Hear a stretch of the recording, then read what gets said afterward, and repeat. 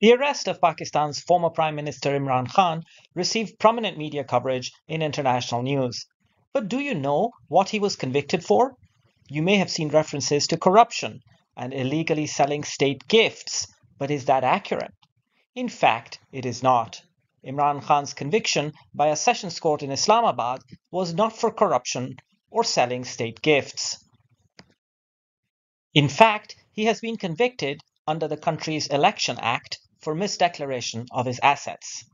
All members of Pakistan's parliament are required to file annual declarations with the Election Commission, showing their assets and liabilities as of the 30th of June, which is when the government's fiscal year ends. Pakistan's Election Commission initiated a private complaint for prosecution of Imran for misdeclaration of assets acquired from the ToshaKhana, the government's gift repository. ToshaKhana, which is a term of Persian origin that literally means treasure house, is the government's gift repository, and any gift from foreign governments received by Pakistani government officials, typically when they visit other countries, are deposited into the ToshaKhana. A board of bureaucrats independently assesses the value of each gift, which is then offered to the original recipient, who is legally allowed to acquire it on payment of a certain percentage of its assessed value. That formula used to be 20% of the assessed value, but it was increased to 50% by Imran Khan's government. There is nothing in the law that prevents the recipient from selling items acquired under the process. After all, once Imran Khan paid for the items, they became his property, and he was free to dispose of them as he saw fit. The entire process of receiving the gift, assessing its value, offering it to the recipient, their decision about whether to pay the appropriate percentage and buy it or to return it to the repository for auction is part of official government record. There are no allegations of concealment, and there is nothing in the judgment related to incorrect valuation. All gifts received by Imran Khan were correctly declared. There is nothing in the judgment about undervaluing the purchase price of any of the gifts, which, even if there were, would be a question for the committee that carries out the valuations, not Imran Khan, and there is nothing in the judgment about gifts sold for more than their declared value. Concealment or underdeclaration is not the issue. There are three issues that the judge found, one in each year under review. In 2018-19, there is a discrepancy between the value at which the gifts were sold and the amount of money in Imran Khan's bank account. In 2019-20, the allegation is that three small gifts of relatively moderate value were not declared. And finally, in 2020-21, gifts were correctly declared but were misclassified and not itemized. Let's look at these one by one. In 2018-19, several gifts were acquired for a total of 21 million rupees, about $75,000 at current exchange rates, and were sold for 58 million rupees, or roughly $200,000 at current exchange rates. Imran Khan's bank account statements for that year, though, only reflected 30 million rupees.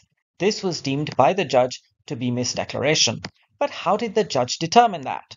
Part of the proceeds could have been received in cash, or some of it could have been used to pay off expenses between the time the gifts were received and June 30th of that year.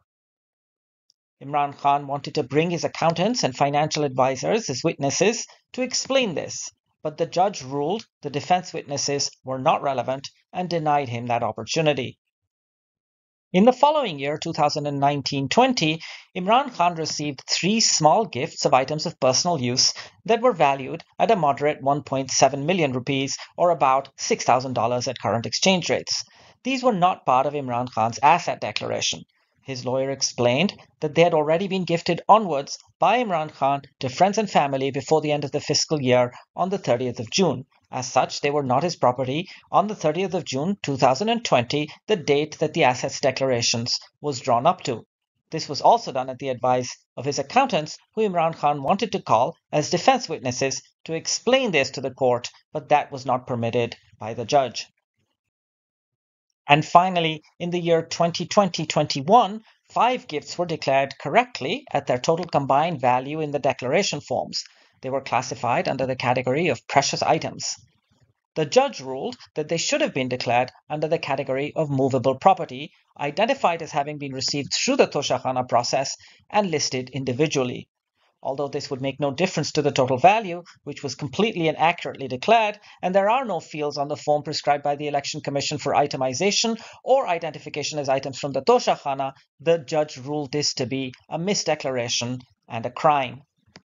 This is a flawed judgment by a biased judge in a case that denied Imran Khan the right to a fair trial.